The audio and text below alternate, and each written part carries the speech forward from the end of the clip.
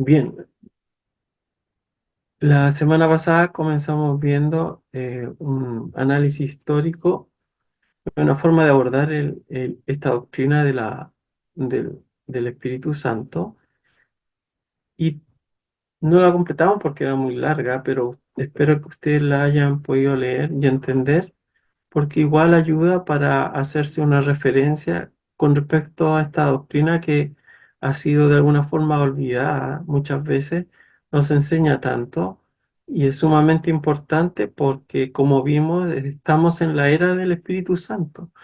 Jesucristo, una vez que estaba con los apóstoles, les precisó que era necesario que Él partiera del escenario de esta tierra, porque de otra forma no vendría el Espíritu Santo, dando la importancia que realmente tiene, siendo el vicario o el representante de Jesucristo, y que es el que dirige en la práctica hoy día todas las iglesias. Esta semana vamos a revisar el Espíritu Santo en el rol de creador. Antes de eso, me gustaría compartir con ustedes algunas páginas. Después yo se las voy a enviar por el WhatsApp, que yo creo que son importantes que ustedes tengan y que revisen. Son páginas gratuitas, pero que nos van a ayudar con nuestro estudio.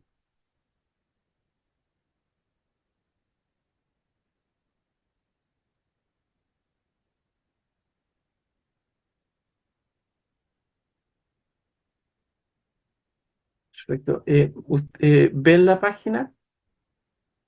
Perfecto. Sí, sí se ve. Ya, este sitio es el log- logos, klogos.com, y la gracia es que tiene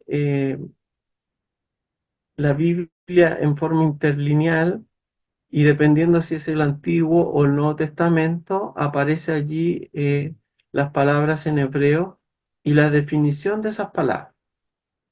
Entonces, aunque nosotros no seamos expertos en hebreo, podemos acudir a ella para revisar algunos conceptos que aparecen en el estudio. Por ejemplo, aquí tenemos el Antiguo Testamento, Génesis capítulo 1, versículo 2. Esto está tomado de la versión Reina Valera del año 60, y son los manuscritos de Erasmo, desde la cual la mayoría de las versiones de la que hoy día nosotros hacen una transliteración literal, ocupan escritos en griego y en hebreo.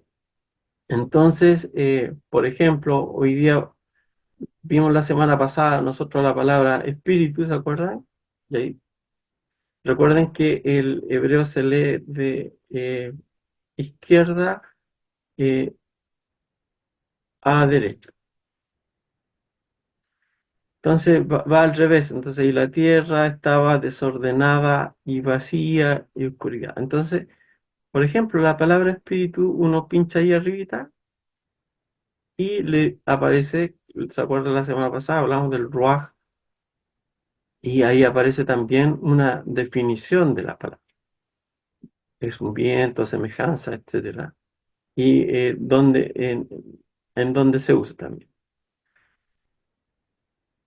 Hoy día vamos a ver otras palabras, como por ejemplo desordenada y vacía, el tohu, que viene de una raíz que no se usa, y es dejar desolado.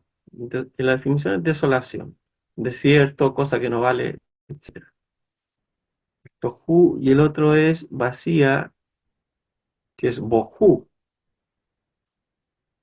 vacuidad, superficialmente, etc. Entonces, yo les muestro esto porque es importante.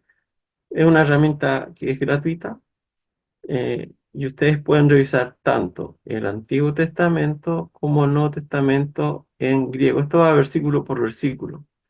Por ejemplo, Juan capítulo 1, versículo 1, que también es un versículo conocido, dice, y aquí empieza al revés, ahora es de derecha a izquierda, lo otro era de derecha a izquierda.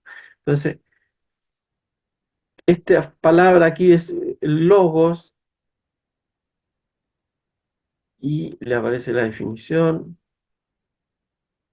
razonamiento, facultad mental, etcétera, y cómo se usa en las diferentes partes de la Biblia. Entonces, esto les va a servir mucho. Yo se lo voy a dejar en un rato más para que ustedes mismos, cuando tengan dudas con respecto a alguna palabra que aparece en el material y que no, en general nosotros no tenemos estas Biblias interlineales porque son muchos tomos y son caros. Pero esta es una forma de que nosotros podamos también hacer nuestros estudios en forma individual. Ahora voy a compartir otra.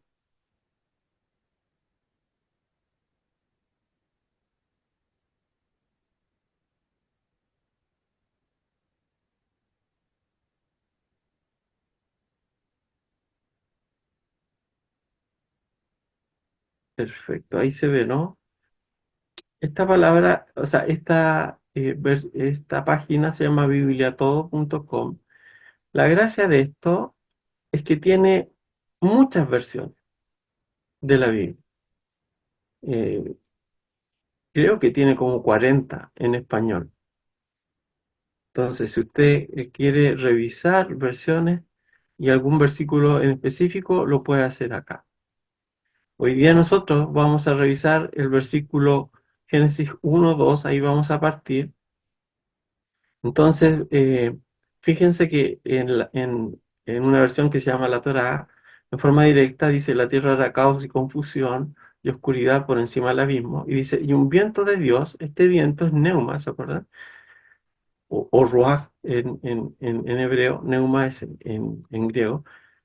Y los hebreos cuando hacen eh, estas traducciones nunca ponen el nombre completo de Dios, es un tema de ellos. Dice, aleteaba por encima de las aguas. Y esto es lo que me gustaría que ustedes observen, aleteaba por sobre las aguas. Hay otras versiones, la del 60 dice, el Espíritu de Dios se movía sobre la faz de las aguas. Y así muchas otras, en la traducción viviente, que es de equivalencia dinámica, que no va directo a los originales, sino que hace una equivalencia dinámica de estos originales en griego y en hebreo. También está la Biblia católica latinoamericana y hay una Biblia que se usa mucho también en la exégesis, que es la Biblia de Jerusalén, que también está por acá.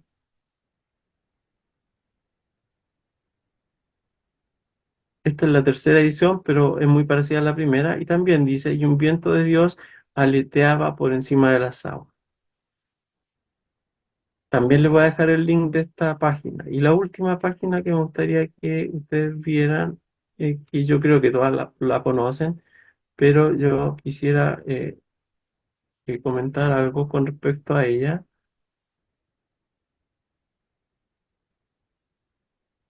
es esta que es biblegateway.com, que también esta es muy conocida.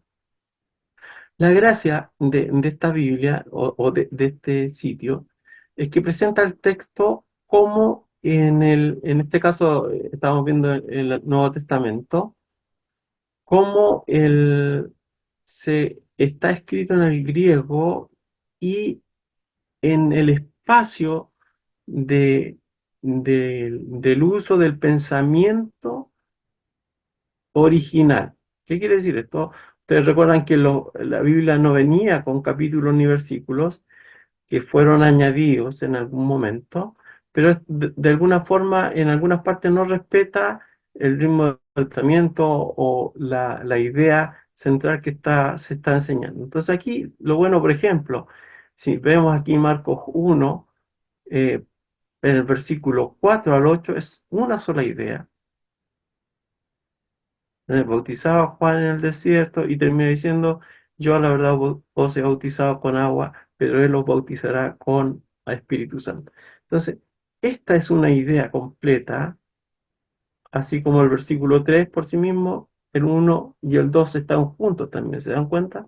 Entonces, eso es súper importante. Todos estos siguen, de alguna forma, los manuscritos textos originales que se utilizaron para la Reina Valera. La mayoría utiliza eso, porque esos son los más confiables. Bien, esto es para que ustedes lo puedan utilizar más adelante en su estudio personal y que ayuda bastante para hacer análisis, para preparar sermones, etc. Bien, entonces ahora vamos a ir a la presentación de esta semana que tiene que ver con el Espíritu Santo como creador.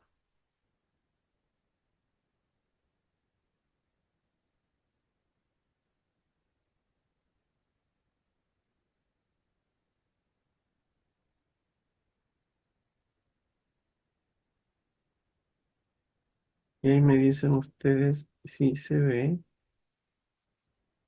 ¿Se ve la presentación en entero o está partido?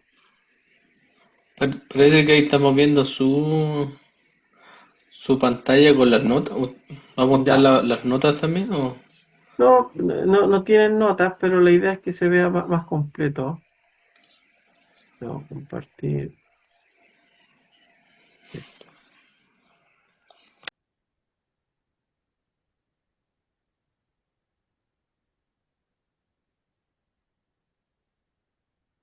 Ya, y ahí espero que se ve entero, ¿no? Sí, ahí sí. Ya. Entonces, estamos revisando la doctrina del Espíritu Santo con una visión reformada. Y es un acercamiento un poquito más dinámico porque tiene el enfoque a vivir en el Espíritu Santo. Y esta lección 2 tiene que ver con el Espíritu Santo como creador. Bien, es crucial tener en cuenta que Moisés inicia la narración de la creación, que aparece en Génesis. Recuerden que Moisés fue inspirado por el Espíritu Santo, con una mención explícita al Espíritu de Dios. Y eso aparece en Génesis capítulo 1, versículo 2, que era el versículo que estábamos revisando. Eh, y ahí aparece como que el Espíritu volaba o aleteaba sobre las aguas. Ahora bien, antes de seguir, el primer evangelio, no el primer libro del Nuevo Testamento, pero sí el primer evangelio que se escribió fue el Evangelio de Marcos. Y el Evangelio de Marcos, él lo recibió desde una de las fuentes de primera persona de todos estos acontecimientos que fue Pedro. Entonces muchos dicen que es el Evangelio de Pedro. Y cuando comienza Marcos, en el capítulo 1, lo primero que hace no es ir a la genealogía ni al relato de cómo Jesucristo llegó, sino inicia inmediatamente con el episodio de cuando Jesucristo fue bautizado. Entonces, el inicio de este nuevo pacto o de esta eh, este nuevo inicio, digamos, porque recuerden que estaban esperando al Mesías, los judíos, el pueblo judío. Entonces, este nuevo inicio aparece con este relato en Marcos, donde Jesucristo, una vez que es bautizado, dice que el Espíritu Santo desciende sobre él como paloma, como una paloma. Entonces, los judíos estudiosos deberían haber relacionado, ¿no es cierto?, el inicio de la creación con ahora el inicio de este nuevo pacto o este nuevo ministerio en el cual está incluido nuestro Señor Jesucristo. Y aquí vemos que desde el primer libro de la Biblia tenemos también al Espíritu Santo en forma activa.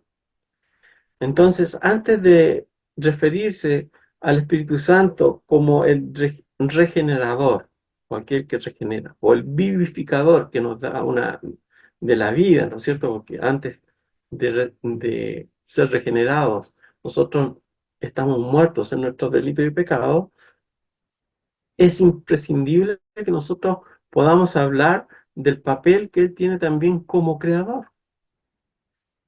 A menudo se menciona a Dios el Padre, ¿no es cierto? Y a Jesucristo como los ejecutores de la creación, como quienes estuvieron allí presentes en la creación en forma activa. Sin embargo, la evidencia bíblica es inequívoca en que el Espíritu Santo o el Espíritu de Dios también es un agente activo en la creación.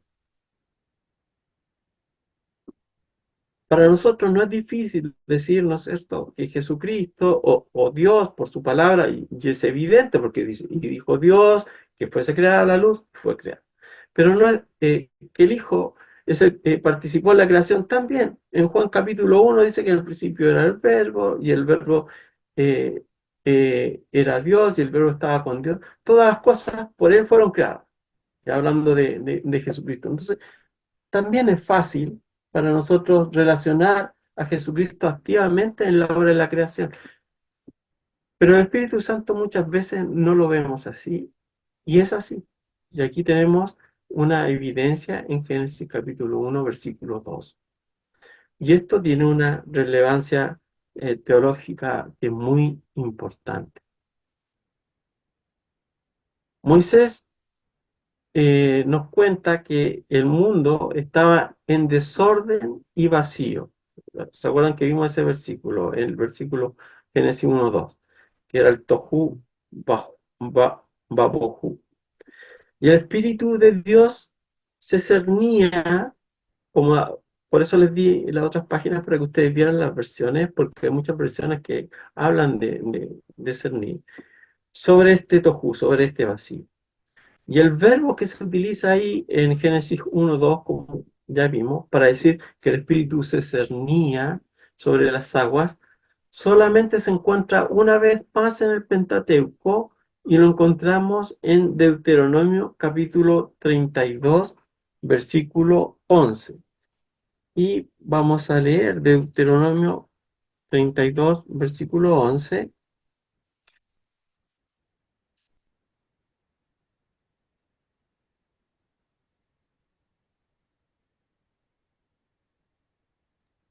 Dice: como un águila incita a su nidada, revolotea sobre sus polluelos, así él despliega sus alas y le toma y le lleva sobre su plumaje.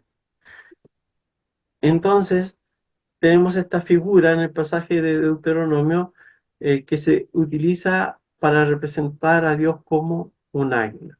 En este caso, sobrevolando sobre su pueblo, lo que quiere decir que lo está guiando en medio de un desierto de terrible soledad. Y aquí aparece nuevamente la palabra tohu, que aparece en el Génesis capítulo 1 y 2, cuando dice: y la tierra estaba desordenada y vacía. Entonces aquí existe un paralelismo, y los paralelismos entre estos dos pasajes son evidentes. Por un lado, en la creación, el Espíritu de Dios sobrevuela el tohu, o el desorden y el vacío de la creación desordenada, y le da forma a través de su palabra de poder. Y aquí en Deuteronomio, Dios sobrevuela también sobre su pueblo en medio de otro desorden o de otro tohu, la soledad del desierto y el peligro de los enemigos, y le da forma como el pueblo elegido de Dios. Entonces vemos contextos similares en cuanto al desorden que reinaba en ese momento, uno en la creación y otro en el andar del pueblo durante su peregrinar en el desierto. Hebreos capítulo 1, voy a usar celular que es un poquito más rápido. Hebreos capítulo 1, versículos 1 al 3, nos hablan también de Jesucristo en la obra de la creación.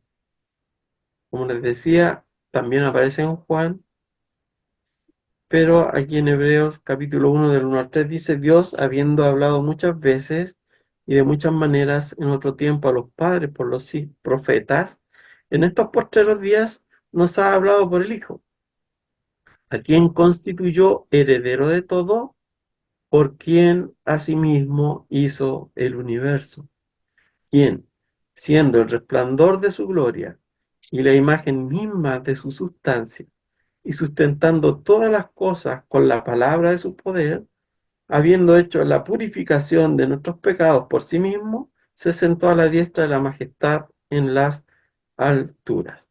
Entonces, Hebreos 1 del 1 al 3 atribuye la creación a Cristo, quien es el resplandor de la gloria de Dios, la imagen o la esencia de su sustancia. Entonces, Cristo y el Espíritu de Dios son uno desde la creación. Eso es lo que está demostrando estos versos.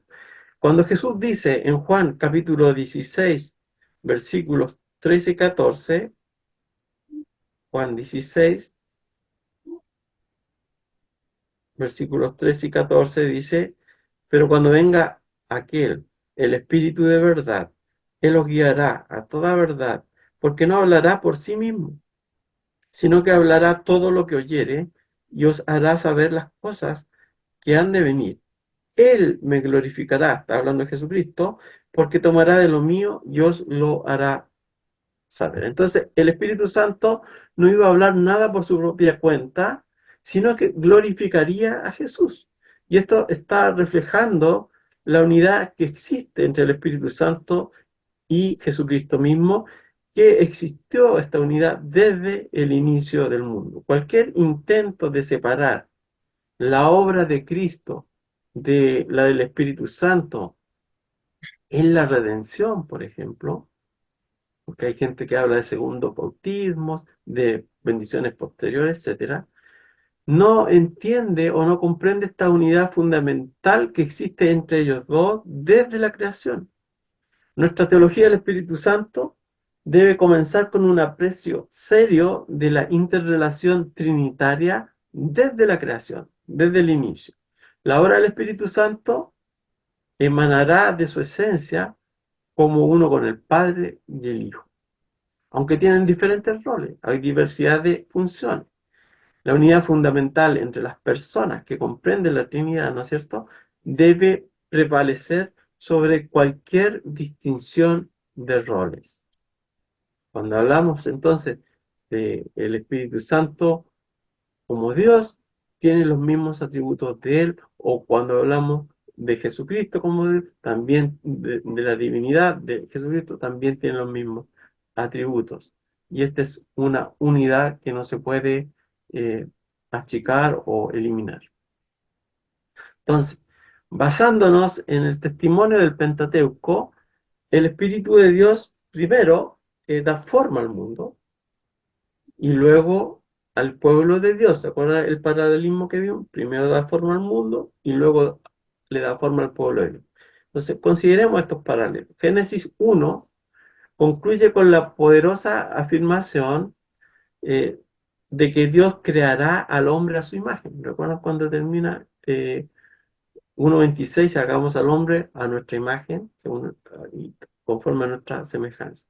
Posteriormente, en Génesis capítulo 2, Dios insufla, ¿no es cierto?, en el aliento de vida en la nariz del hombre.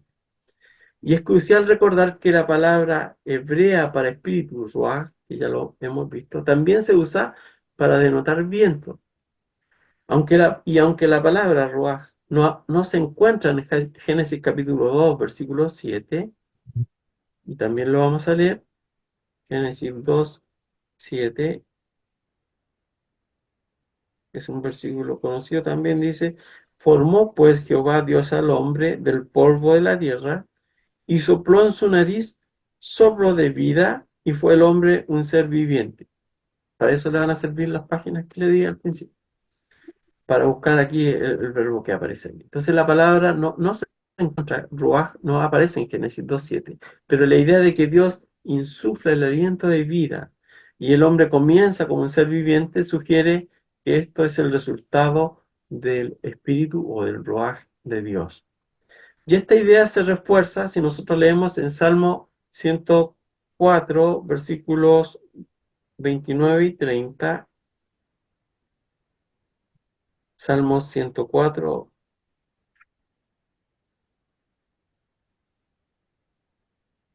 versículos 29 y 30, donde dice, escondes tu rostro, se turban, les quitas el aliento, dejan de ser y se vuelven al polvo.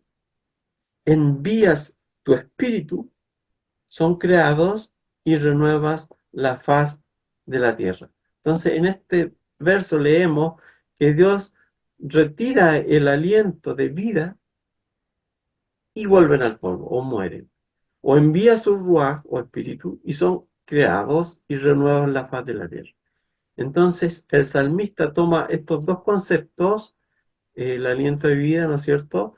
Al agregarlo o insuflarlo al hombre, los toma de Génesis capítulo 2, está haciendo una referencia a Génesis 2, donde Dios insufla entonces en el hombre y comprende que es el Espíritu de Dios el que imparte la vida y que renueva y crea. Entonces el Espíritu Santo, como aparece ahí, es el que comunica, renueva y crea vida. Y es este espíritu creador el que moldea al hombre a imagen de Dios. El hombre comienza como portador de la imagen de Dios, infundida por el Espíritu de Dios. ¿Cómo se transmite entonces la semejanza por medio del Espíritu Santo?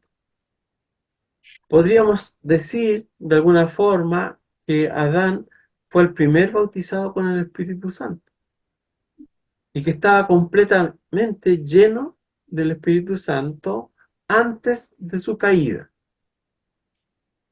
Si queremos buscar en la Escritura un ejemplo de la plenitud del Espíritu Santo, podemos comenzar, o es nuestro deber, comenzar con Adán antes de su caída. Otro ejemplo que nosotros tenemos es el de nuestro Señor Jesucristo. Él también estaba lleno del Espíritu Santo y desarrolló, ¿cierto?, el fruto completo en su vida que aparece ahí en Gálatas capítulo 5, del 22 al 25, donde aparece el fruto del Espíritu Santo. Entonces, el Espíritu Santo, ahí aparece la semejanza aritmética, como para dar un ejemplo de la semejanza, que en cómo es semejante el hombre a Dios. Es muy chiquitito, y Dios es completamente superior.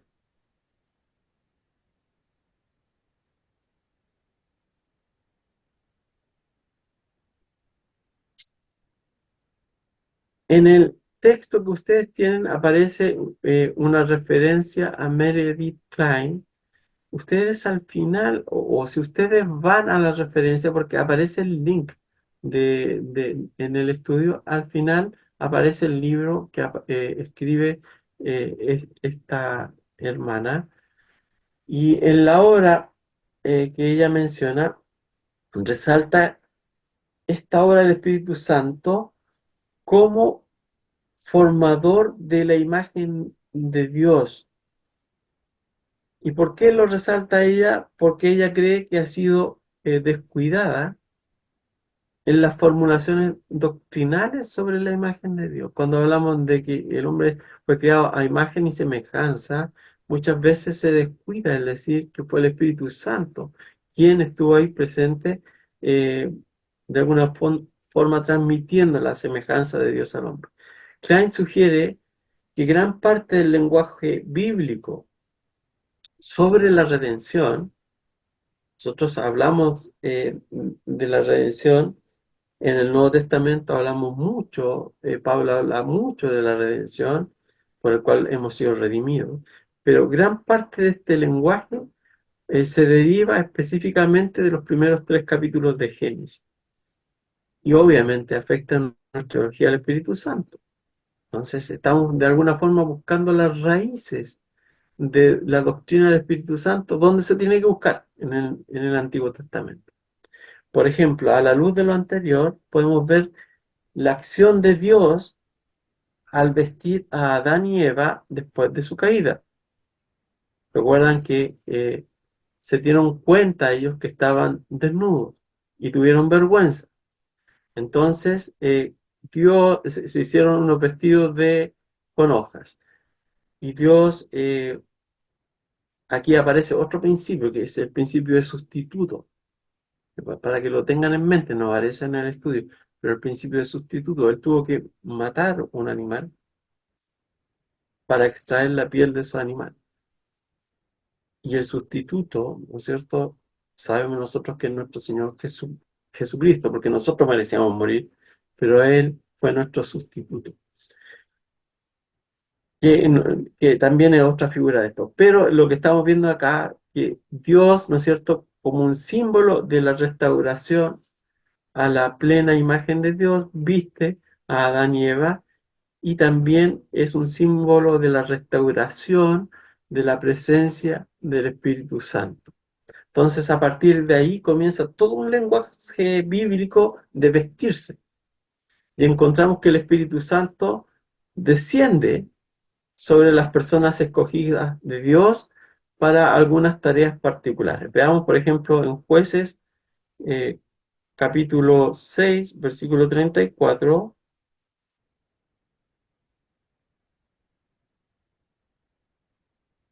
Jueces 6, 34,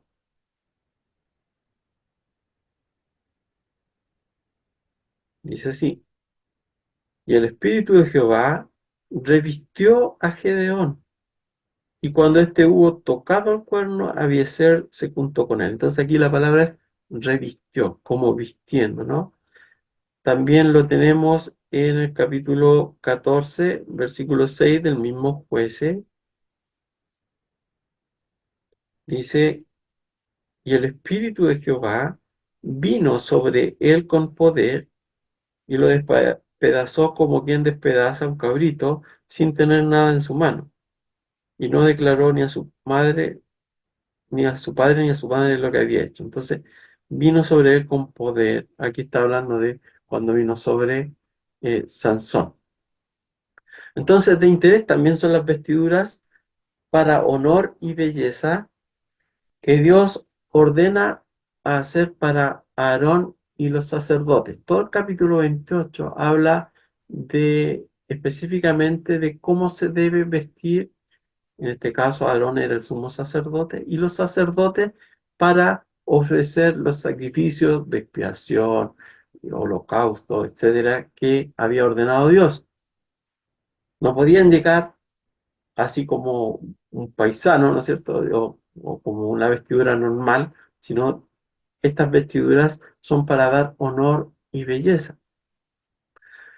Entonces, los colores y su propósito para santidad, nosotros podemos revisar rápidamente ahí en Éxodo 28,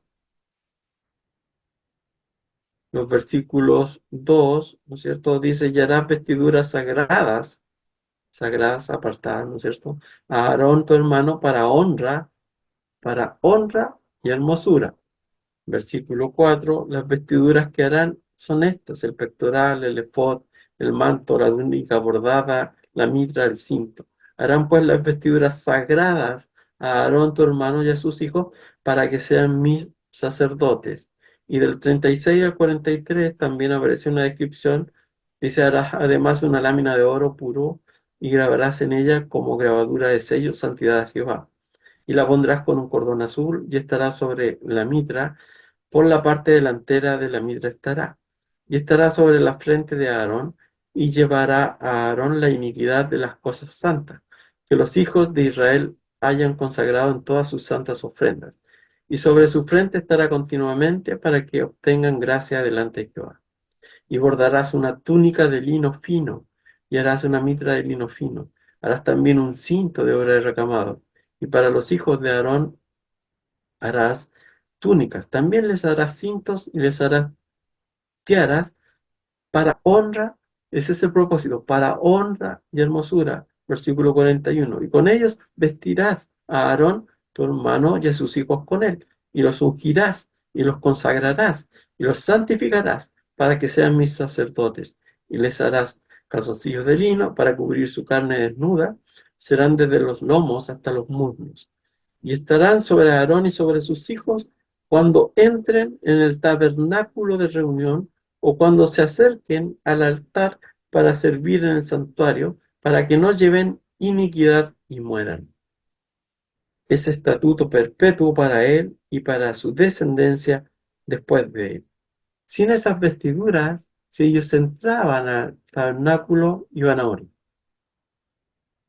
Así de simple. Entonces sugieren que estas vestiduras son un reflejo entonces de la nube de gloria que aparecía sobre el tabernáculo, y así vestido Aarón de una representación de la imagen de Dios.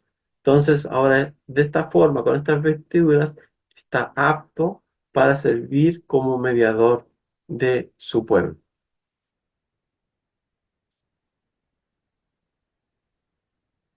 En el Nuevo Testamento, nosotros leemos que es necesario que nos despojemos del viejo hombre y nos revistamos de Jesucristo, quien es la imagen perfecta de Dios.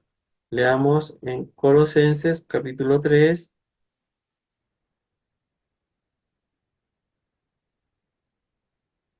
versículo 9, dice: no mintáis los unos a los otros, habiéndoos despojado del viejo hombre con sus hechos y revestido del nuevo, que es renovado en conocimiento conforme a la imagen del que lo creó.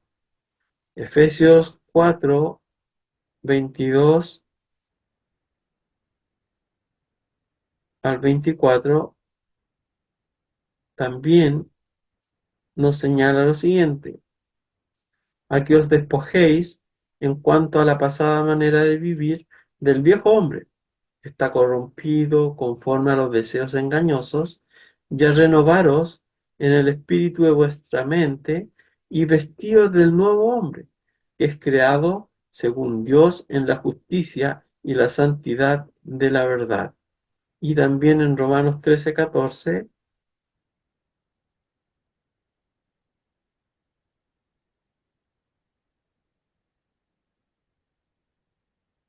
nos dice: sino vestíos del Señor Jesucristo y no hagáis caso de la carne en sus deseos. Entonces, este lenguaje de vestir y revestir, ¿no es cierto?, tiene un sentido profundo solamente a la luz, si lo miramos a la luz del Antiguo Testamento, ya que Cristo cumple por nosotros el papel del último Adán, del postrer Adán, ¿no? En Romanos 5 aparece también esa comparación entre el primer Adán y el postrer Adán, que es portador de la imagen perfecta de Dios y crea por medio de la fe una nueva humanidad. Entonces, la obra de Jesucristo se describe como un revestir de la imagen de Cristo o de Dios. Basándonos en lo que nosotros hemos podido revisar ya de Génesis, es probable, es muy probable que el énfasis del Nuevo Testamento sobre la obra del Espíritu Santo será esta restauración de la imagen de Dios al hombre pecador. Bueno, cuando se vean el capítulo sobre la redención se va a ahondar un poquito más sobre este tema. Pero de eso se trata, en el fondo, de restaurar la imagen de Dios al hombre pecador. ¿Ustedes recuerdan? En Adán, como nuestro representante, falló, cayó, y desde allí hasta ahora, todos nacemos pecadores. Es un poco distinto a la filosofía humanista que dice, no, que el hombre es bueno y que el medio lo hace malo. La Biblia dice que desde el inicio, David dice: en pecado fui concebido. Desde el inicio somos eh, pecadores. Aún los niñitos, mucha gente dice: no, son angelitos. No, son pecadores por este problema, este pecado que se traspasó a, a toda la humanidad. Entonces la obra ahora de una persona es eh, restaurar la imagen. Y eso se logra por medio de la regeneración. cuando el Espíritu Santo nos da vida y viene a morar en nuestro corazón y comienza ese proceso que nosotros conocemos como la santificación de vida. Bien, ¿cómo afecta todo esto nuestra doctrina del Espíritu Santo? Pues cuando partimos de la obra, de la creación de Dios en la creación del hombre, a su imagen, entonces nos ubicamos en cuanto a la obra de su Espíritu. Entonces, tenemos por un lado la obra de Dios,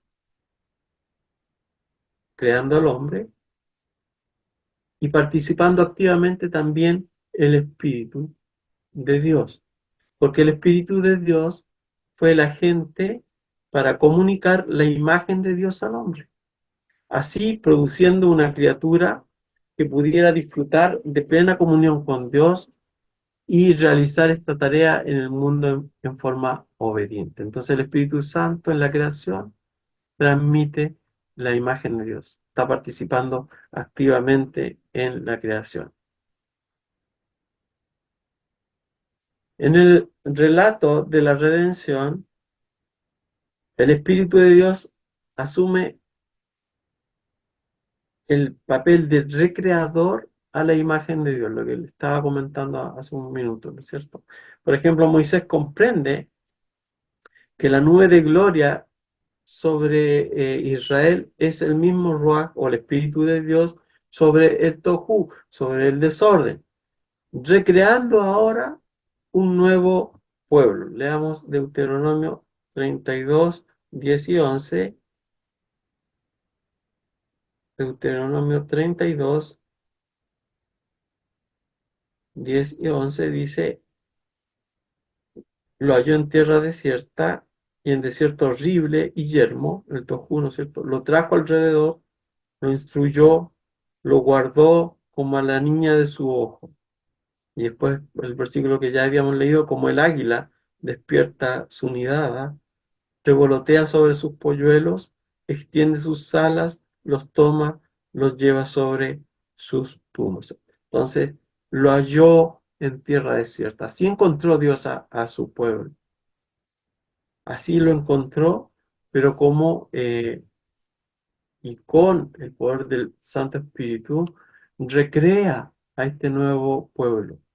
Esta nube, el Shekinah, que así se conoce, la presencia como nube del Espíritu de Dios, de gloria, debía liderar al pueblo. Y es notable un pasaje en el cual Moisés está discutiendo con Dios, y es un versículo que usamos mucho nosotros también, que si el ángel de la presencia o la nube de gloria no iba adelante, entonces Moisés no se iba a mover de allí. Entonces, si tú no vas conmigo, yo no voy, le dijo. Entonces, ¿por qué? Leamos Éxodo 33, del 7 al 16.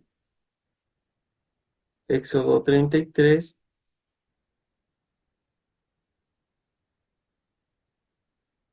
Y Moisés tomó el tabernáculo y lo plantó fuera del campamento, lejos del campamento, y lo llamó el tabernáculo de reunión. Y sucedía que cualquiera que buscaba a Jehová salía al tabernáculo de reunión que estaba fuera del campamento. Y sucedía que cuando salía Moisés al tabernáculo, todo el pueblo se levantaba y cada uno estaba en pie a la puerta de su tienda y miraban tras Moisés hasta que él entraba en el tabernáculo.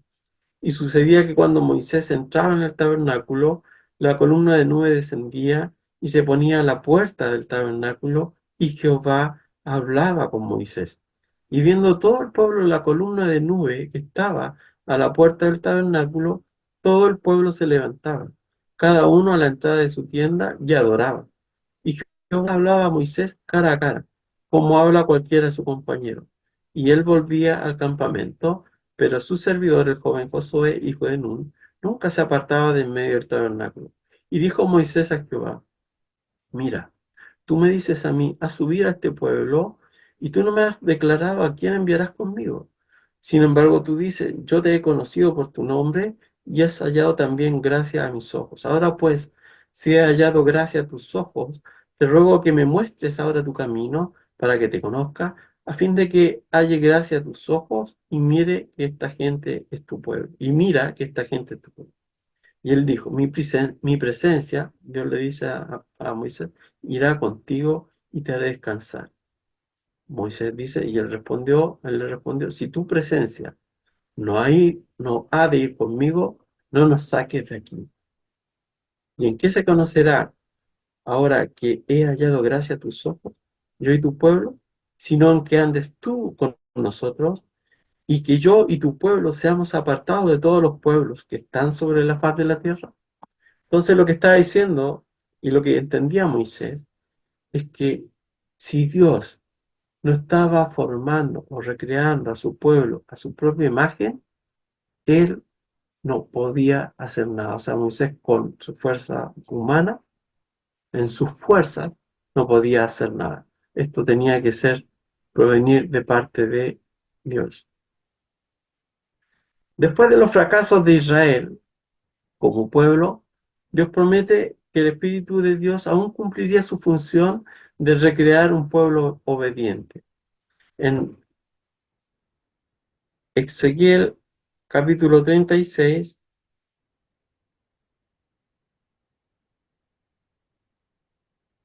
versículos 25 y 27,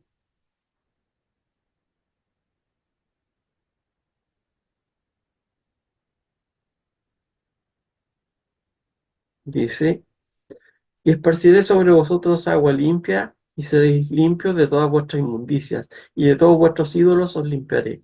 Yo daré un corazón nuevo, y pondré un espíritu nuevo dentro de vosotros, y quitaré de vuestra carne el corazón de piedra, y os daré un corazón de carne, y pondré dentro de vosotros mi espíritu, y haré que andéis en mis estatutos, y guardéis mis decretos, y los pongáis por obra.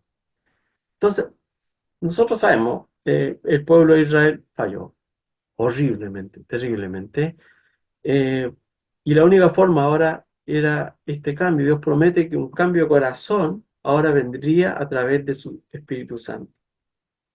Y el lenguaje de este pasaje nos recuerda el pacto que Dios hizo con Abraham, que dice, seré vuestro Dios y vosotros seréis mi pueblo. El pecado había distanciado al hombre de Dios. Adán fueron excluidos del jardín del Edén. Sin embargo, Dios los viste de pieles, que son los símbolos de la restauración o de reconciliación. Entonces la humanidad construye la torre de Babel en rebeldía contra Dios, pero Dios le promete a Abraham que formará un pueblo por gracia. El Espíritu Santo entonces resulta ser el agente de esta obra de reconciliación con Dios y formación como pueblo. Tengamos en mente el tema de la Torre de Babel, porque cuando estudiemos eh,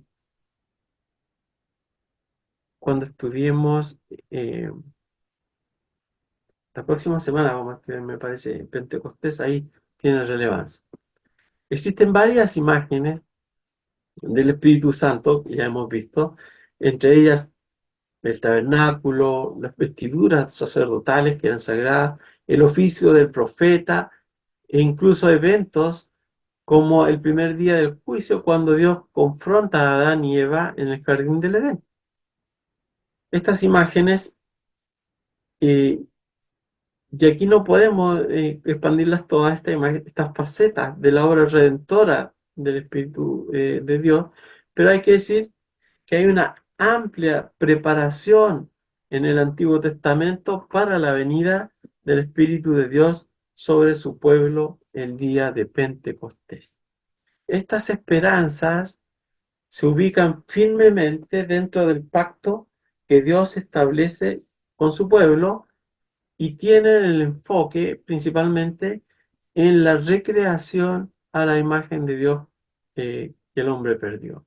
Y hemos visto de la forma que ciertos símbolos se han utilizado para representar el derramamiento del Espíritu, por ejemplo, como por ejemplo, soplando sobre Adán, vistiendo a la persona, Adán y Eva, Aarón, y representándose en fuego también como la nube de gloria en el desierto. Entonces, las raíces del lenguaje, sobre todo, del Antiguo Testamento y que parten en la creación, ahora están mostrándonos cuál es la obra del Espíritu Santo como recreador de la imagen de Dios, primero sobre su pueblo Israel y luego en el nuevo pacto sobre nosotros con el comienzo de la iglesia, de la era de la iglesia, principalmente en el día de Pentecostés, que luego vamos a estudiar. Entonces es súper importante haber hecho este análisis desde a partir del Antiguo Testamento, porque hay una correlación directa entre todos esos símbolos y la simbología que utilizan los autores del Nuevo Testamento para la representación del Espíritu Santo. Y no hay que confundirlas, no hay que cambiarlas, porque la Biblia es un todo. Entonces no podemos sacar de contexto las cosas para hacer decir lo que nosotros podamos pensar que eh, es la verdad, sino la Biblia tiene que hablarnos perfectamente de todo esto. Bien, voy a dejar, nos quedan 3 minutitos para ver si es que alguien tiene alguna pregunta o algún comentario que quieran hacer. Les recuerdo, yo también vi en el, en el sitio y casi todos han hecho los cuestionarios, así que la idea es no atrasarse. Recuerden que son los cuestionarios, el reporte de lectura de uno de los libros que aparecen allí, el examen, que es un resumen de todas las pruebas semanales y al final un ensayo. Ahí aparecía también el tema del ensayo. ¿Qué tal, Andrés? Buenas noches. Hola, Eh, hola. ¿Cómo te va? ¿Bien? Bien, Mira, bien, gracias. mientras vos enseñabas y yo recordaba un poco la lectura que había hecho, hablando sobre que el Espíritu Santo, cuando uno está muerto, ¿cierto? Y el tuaje, no, ¿cómo era que la palabra? Bueno, no recuerdo ahora el término. En la creación, a través del Espíritu Santo, entra el aliento, ¿cierto? Y da la vida al hombre. Entonces, quizás me da loca la pregunta que te voy a hacer, pero me surgió, ¿sí? Y yo me puse a pensar en el caso de Lázaro, por ejemplo, e inmediatamente cuando vos dijiste eso, cuando Dios lo llama, a través de este conocimiento, considero que es el Espíritu Santo que le vuelve a dar vida una vez que estaba muerto, ¿cierto? Y hay toda una obra de regeneración, porque la Biblia dice que él hiere, que está hediondo, que había muchos días que había pasado. Se me vino eso, entonces ahí actuaría directamente el Espíritu Santo. Pero me surgió otra pregunta, que es, por ejemplo, ¿qué pasa en la actualidad hoy cuando los doctores o alguien reanima a una persona que muere? Entonces yo decía, entendiendo este punto de vista, digo, cuando uno lo reaniman, bueno, hay todo un proceso que se activa nuevamente, como cuando uno estaba vivo, y uno vuelve a respirar. Entonces digo yo, en ese contexto, el Espíritu Santo sería primero el que entraría en uno para hacerlo vivir y después uno volvería a respirar, así como fue en la creación. Es media loca la pregunta, ¿no? Ni yo todavía la entiendo muy bien porque la tengo como... ¿Y por qué digo esto? ¿Por qué me llamó tanto la atención esto? Porque cuando yo era chico, tenía 10 años, yo me electrocuté y cuando me desconectaron, yo estaba abajo del agua duchándome, cuando me desconectaron, después, no sé, un minuto, no sé cuánto me habré estado electrocutando, yo me morí y mi papá me hizo respiración boca a boca. Pero fue lo único que hizo mi papá. Y mi papá dice, bueno, y había, estaban mis hermanos, familiares, vecinos en ese entonces, y dicen que yo estaba morado, los labios los tenía morados, estaba pálido, y cuando mi papá porque mi papá dice que cuando él se puso al lado mío, sintió una voz que decía, sopla en él 3 veces, o dale la respiración boca a boca 3 veces en mi nombre y vivirá. ¿Cierto? Entonces, a mí se me vino este pensamiento, ¿de qué manera, cómo es esa conjugación que hay? Eh, no sé si logras captar lo que te quiero decir, porque hasta yo estoy un poco confundido con la pregunta, porque es como que me viene toda a la mente. Entonces, Es que la idea es hay que que, primero viene el Espíritu Santo, ¿cierto? y después uno obviamente toma el aliento del oxígeno, porque si no, ¿cómo se explicaría de otra manera? ¿No? Sí, es No que sé si me interpretas o no sé si me estoy expresando más o menos la idea. que creo entender, pero primero hay que separar. Uno es el espíritu de vida, Ujú. ¿no es cierto? Porque nosotros somos eh, no solo carne y hueso, ¿no? Eso es evidente. Entonces, pero hay el Espíritu Santo, ¿en quién mora hoy día? En nosotros, En los cristianos, ¿no? los cristianos, claro, En los cristianos. Entonces, por claro. eso, primero hay que separar, o sea, y una Ah, persona, no, entiendo. claro, una persona no está viva para el tribunal divino, digamos, pongámoslo de esta forma para que sea más fácil de entender, a menos que haya sido regenerado por el Espíritu Santo. Y eso ocurre cuando nosotros entendemos, o Ujú. cuando el Espíritu Santo ilumina nuestra mente y nuestro corazón y nos llama al arrepentimiento y a tener fe en la obra de Jesucristo. Entonces ahí comienza una nueva vida.